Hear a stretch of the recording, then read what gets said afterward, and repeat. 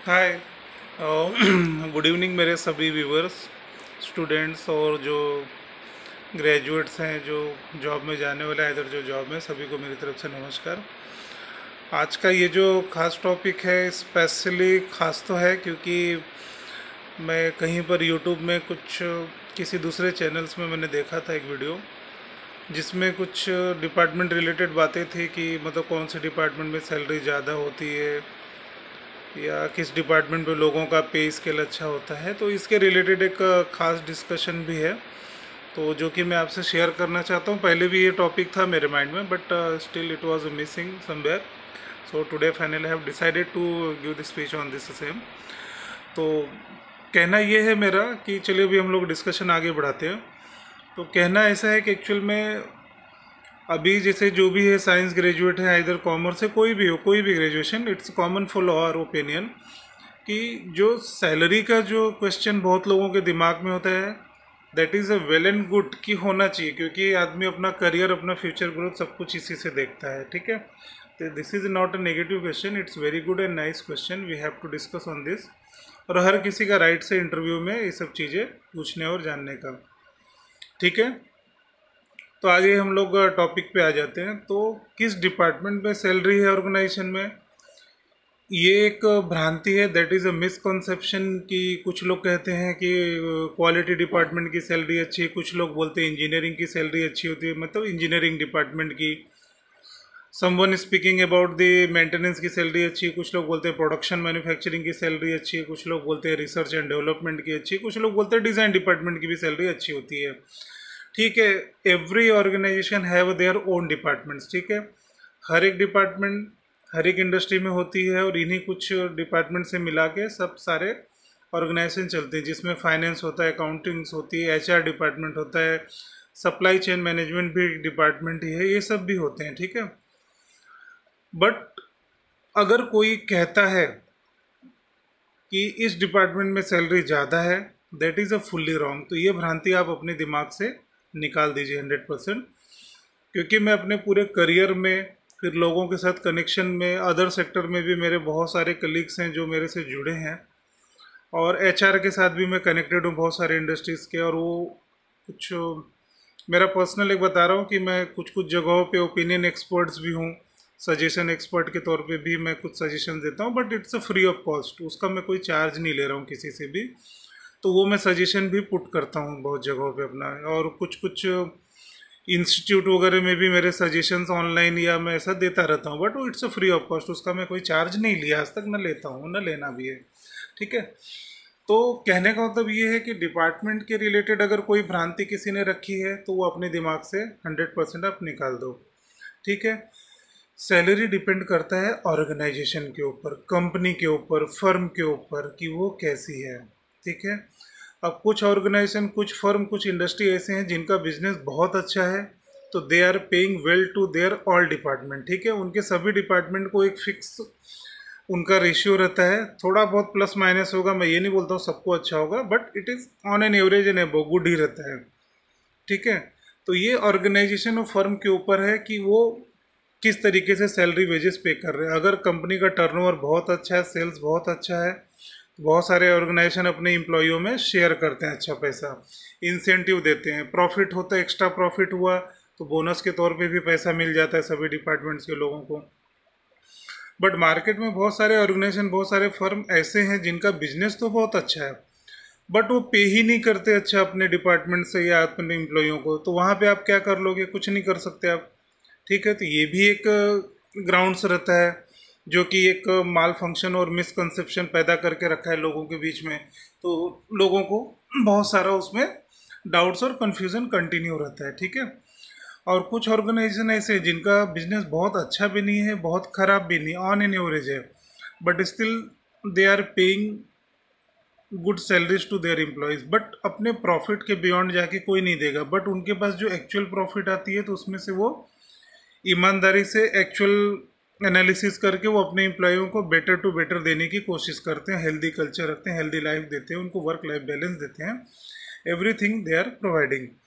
तो ये तीन चीज़ जो मैंने बताई है, इन तीनों चीज़ों पे डिपेंड करता है डिपार्टमेंट वाइज सैलरी देने का। तो अब अगर मैं बात करूं ऑर्गेनाइजेशन का, तो देखो बहुत सारे ऑर्गेनाइजेशन ऐसी हैं जो कंज्यूमर बेस्ड है, जहाँ पे कंटिन्यूअस कंज्यूमर प्रोडक्ट का रिक्वायरमेंट है, जैसे एफएमसीजी हो गया, केमिकल हो गई, हेल्थ केयर हो गई। तो ये सब जो इंडस्ट्रीज़ हैं, इनमें सैलरी का स्केल वेरिएशन है, डिपार्टमेंट वाइज वेरिएशंस बहुत हैं। तो वहाँ पे ये कहना भी वाजिब नहीं है कि किस डिपार्टमेंट को अच्छा है, किस डिपार्टमेंट को ख़राब है। ठीक है, तो ये सब चीज़ें भ्रांति आप अपने दिमाग से निकाल दीजिए, और ऐसा कोई चीज़ भ्रांति लेके मत बैठो। ठीक है, हाँ, कुछ कुछ जगह पे स्पेसिफिकली थोड़ा सा फ़र्क पड़ता है। अब जैसे ऑटोमोबाइल इंडस्ट्री में बोलेंगे, तो वहाँ पे जो इंजन डेवलपमेंट डिपार्टमेंट होता है, जो डिज़ाइन होता है, जो रिसर्च एंड डेवलपमेंट होता है, तो उस डिपार्टमेंट में सैलरी थोड़ा ज़्यादा होती है, बट नंबर ऑफ़ एम्प्लॉयज़ कम होते हैं वहाँ पे ना।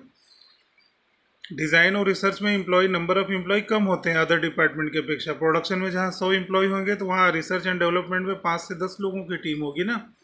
तब आप सोचो तो वो बजट तो वहाँ ईजिली एक्यूमुलेट होगा। अगर कोई ऑटोमोबाइल इंडस्ट्री है, सपोज करो कि वो इंक्रीमेंट के नाम पे नेक्स्ट ईयर अगर वो 10 करोड़ का बजट रेडी किया, अब उसको 10 करोड़ रुपये डिवाइड करना है डिपार्टमेंट वाइज। तो अगर प्रोडक्शन में सब सपोज करो 50 एम्प्लॉई हैं, रिसर्च एंड डेवलपमेंट में 5 हैं, मेंटेनेंस में 25 हैं, क्वालिटी एश्योरेंस में 25 हैं, तो वो जो अमाउंट है उनका जो डिस्ट्रीब्यूशन होता है एनडी कर्व के थ्रू, तो वो वहाँ पे थोड़ा तो डिफरेंस आता है, वो फ़र्क पड़ जाता है। तो ऐसे में ये आप नहीं बोल सकते कि प्रोडक्शन के लोगों का इंक्रीमेंट कम आता है या उनको पैसा कम है, रिसर्च वालों को ज़्यादा मिलता है, बिकॉज उनके नंबर ऑफ़ एम्प्लॉयज़ गिनती के 5 या 6 होंगे या 10 होंगे ना, या 15 भी हो सकते हैं। अब प्रोडक्शन में पता चला 100 लोग हैं, तो उस तरीके से भी देखा जाता है। तो वो अपॉर्चुनिटी भी आपको लेनी पड़ेगी कि आप उतना टैलेंट रखिए कि आप डिज़ाइन डिपार्टमेंट में या इंजन डेवलपमेंट डिपार्टमेंट में आपकी जॉब लग सके। नहीं तो बाकी तो 100 लोग प्रोडक्शन में है, और 10 के 10 यानी बाकी 90 लोगों को तो नहीं चांस मिला ना इंजन डेवलपमेंट या रिसर्च डेवलपमेंट में, डिज़ाइन में। तो ये सब चीज़ों का फ़र्क तो रहेगा सैलरी में थोड़ा। ठीक है, तो यही सब डिफरेंसेस होते हैं minor.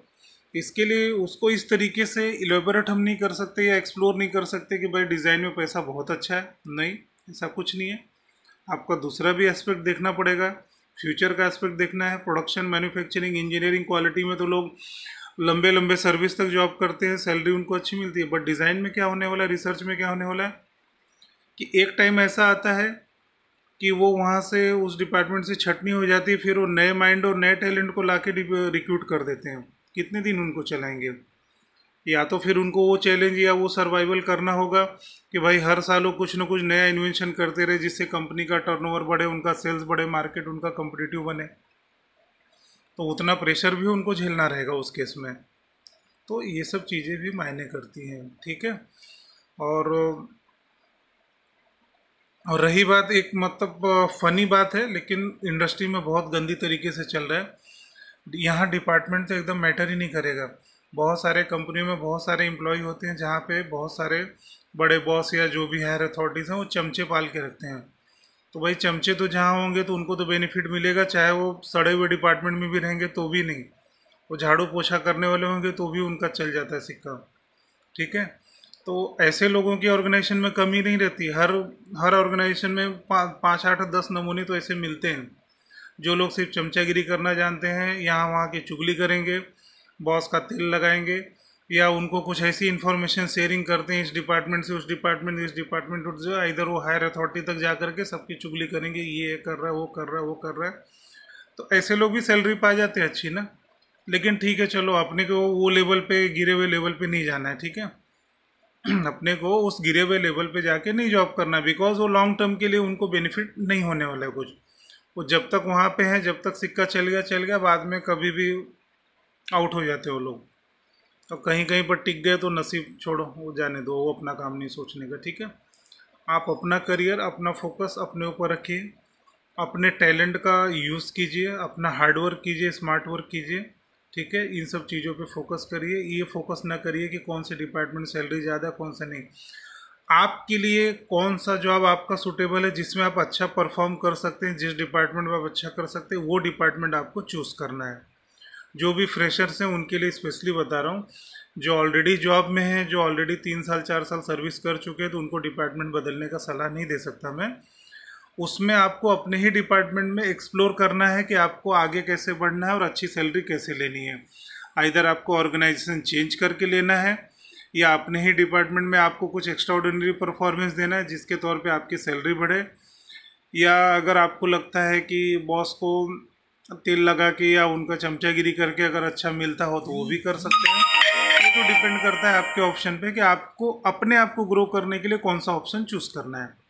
It's your call, not my call. और यहाँ मैं सजेशन भी नहीं दे सकता because individual mind have a individual mind set, और उनका अपना एक ओपिनियन होता है, अपना एक टास्क होता है, अपना एक नेचर होता है। उसके अगेंस्ट में कोई जाके कुछ नहीं कर सकता, ठीक है। अगर आप एक सेंटिमेंटल पर्सन है तो आप तेल नहीं लगा सकते किसी का, ठीक है। आप अगर एक लॉयल आदमी हो तो आप किसी का जाके चुगली लगा के किसी का करियर बिगाड़ने का काम आप कभी नहीं करेंगे, ठीक है। तो जो नेचर गॉड गिफ्टेड आपको मिला है आप तो उसी में अधेरेंस रहोगे। बस अपने आप को ग्रो करने के लिए आपको क्या ऑप्शन दिख रहा है, क्या अपॉर्चुनिटी आपको दिख रही है। अगर एग्जिस्टिंग ऑर्गेनाइजेशन में आपको अगर ऐसी चीज़ें नहीं मिल रही है, you have to change your organisation. आप ऑर्गेनाइजेशन चेंज करो, हो सकता है आपको वहाँ अच्छा कुछ मिल जाए करियर ग्रोथ करने के लिए, ठीक है। तो ये सभी जो चीज़ें मैं बता रहा हूँ इट्स बहुत प्रेसाइज बातें हैं, बहुत ही वाइस मैटर हैं और काफ़ी सोचने योग्य मैटर हैं, ठीक है। तो इस पर आप फोकस कीजिए, अमल कीजिए और इसी के हिसाब से चलिए, ठीक है। अननेसेसरी डिपार्टमेंट वाइज सैलरी देखने का कि इस डिपार्टमेंट में सैलरी ज़्यादा है, इसमें कम है, या उसमें मिलेगा कि नहीं मिलेगा, एक ही चीज़ मैटर करेगा, ऑर्गेनाइजेशन। कि आप ऑर्गेनाइजेशन कैसा सिलेक्ट कर रहे हैं और उस ऑर्गेनाइजेशन का टुडे पास्ट क्या था, आज क्या है, फ्यूचर उनका कैसा जाने वाला है। उन सभी चीज़ों का मार्केट एनालिसिस करके ही आपको चूज़ करना रहेगा, ठीक है। तो आई थिंक मैंने थोड़ा फास्ट में और चीज़ें अच्छी से बारीकी से बताई है। आपको इन्हीं सब चीज़ों पे फोकस करना है। अननेसेसरी चीज़ों को आप लेफ्ट आउट करो, छोड़ दो उनको, उनके बारे में सोचना आपका काम नहीं है, ठीक है। और ये जो प्रिंसिपल्स जो मैंने बताए ये सभी ग्रेजुएशंस के लिए लागू है, हर एक इंडस्ट्री में, हर एक ऑर्गेनाइजेशन में ऑलमोस्ट 90% यही चीज़ है। 10% में कुछ अलग हो सकता है तो वो होगा, आई डोंट नो, ठीक है। बहुत जगह पे वर्क प्रेशर ज़्यादा होता है, कहीं वर्क प्रेशर कम होता है, तो उसके चलते भी सैलरी में वेरिएशन होता है। कहीं कहीं पर एम्प्लॉइयों को टास्क बहुत ज़्यादा होता है तो उनका पे ज़्यादा रहता है, कहीं टास्क कम रहता है तो पे कम होता है। तो ये सारे मल्टीपल चीज़ें कंसिडर होती हैं सैलरी के लिए, ना कि सिर्फ एक चीज़ कि हाँ अरे डिज़ाइन में तो लाखों मिलते हैं। नहीं बाबा, ऐसा कुछ नहीं है। ये सब भ्रांति अपने मन से निकाल दो, ठीक है। मेंटेनेंस में बहुत कम पैसा मिलता है, ना बाबा ना। बहुत सारे कंपनियों में देखो, ऑर्गेनाइजेशन में मेंटेनेंस इंजीनियरिंग की सैलरी बहुत ज़्यादा भी है लोगों की। तो वो ऑर्गेनाइजेशन के ऊपर डिपेंड करता है कि वो किस चीज़ को टारगेट कर रहे हैं। अगर कोई कंपनी कॉस्ट ओरिएंटेड है, लो क्वालिटी ओरिएंटेड है, कॉस्ट ओरिएंटेड है और बजट ओरिएंटेड है, तो ऑब्वियस सी बात है अगर वहाँ मेंटेनेंस का डिपार्टमेंट अगर अच्छा मेंटेनेंस रखा है, ब्रेकडाउन कम आ रहे हैं प्रोसेस में और कंपनी का प्रोडक्ट बढ़ रहा है और मेंटेनेंस भी लो कॉस्ट में हो रहा है, तो ऑब्वियस सी बात है वो ऑर्गेनाइजेशन मेंटेनेंस वालों को ही सैलरी ज़्यादा देने का प्रयास करेगी, ठीक है। तो ये सब भी चीज़ें मैटर करती हैं। तो आप लोगों को मल्टीपल क्राइटेरिया पे सोचना है और उस तरीके से अपने आप को, तो मैंने एक जो बेस्ट सलाह दी ना कि आप अपने आप को पहले जज करो कि आप किस डिपार्टमेंट के लायक हो, किस में आप काम अच्छा कर सकते हो, किस में आपका टैलेंट अच्छा काम करेगा और किस एजुकेशन के बैकग्राउंड पे आपको कौन सा डिपार्टमेंट बेटर ऑप्शन लग रहा है, वो आपको चूज़ करना है। देखा देखी में नहीं करना है कि अरे वो डिज़ाइन में पैसा हो तो मैं भी, हो सकता है आप डिज़ाइन में परफॉर्म ही नहीं कर पाए तो आपको हर कंपनी भगाती रहेगी, तो क्या मतलब निकलेगा, नन ऑफ यूज़। 4 से 5 साल का करियर ख़राब हो जाएगा। तो ये सब चीज़ें सोचना आपको छोड़ देना है।